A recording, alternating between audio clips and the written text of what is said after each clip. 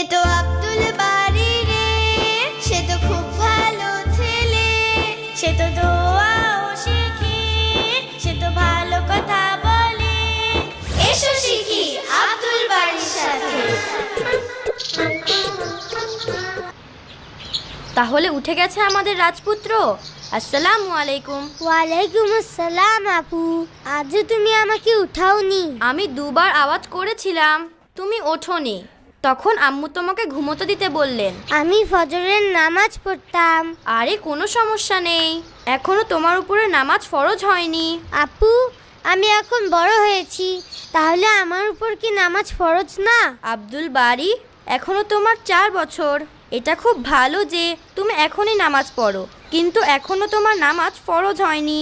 আপু, ফরজ হয়ে গেলে কি হয়? ফরজ মানে কোনো কাজ আবশ্যক হয়ে যাওয়া, যেটা না করলে আল্লাহ সুবহানাহু ওয়া তাআলা প্রশ্ন করবেন। আচ্ছা, তাহলে আমরা প্রশ্নের জবাব কিভাবে দিব?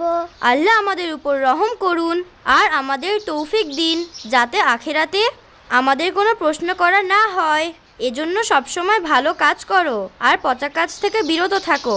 এই জন্যই তো আমি ফজরের নামাজ পড়ব, যাতে আল্লাহ সুবহানাহু ওয়া তাআলা নামাজের ব্যাপারে প্রশ্ন না করেন। না আব্দুল বারী, আল্লাহ সুবহানাহু ওয়া তাআলা বাচ্চাদের নামাজের ব্যাপারে প্রশ্ন করবেন না। আমি একটি বইয়ে পড়েছিলাম, যখন বাচ্চা 7 বছরের হবে তখন তাকে নামাজ পড়ার অভ্যাস করতে হবে, কিন্তু জোর জবরদস্তি করে না। তাহলে 7 বছর থেকে নামাজ ফরজ হবে?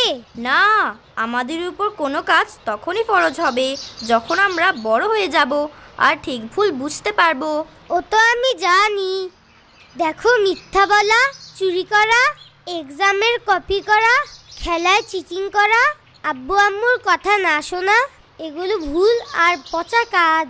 আর সত্য বলা, খারাপ না করা, গরিবদের সাহায্য করা, পশুদের উপর রহম করা, আব্বু আম্মুর কথা শোনা ও তাদের সাথে হাসি মুখে কথা বলা, এসব ভালো আর সওয়াবের কাজ।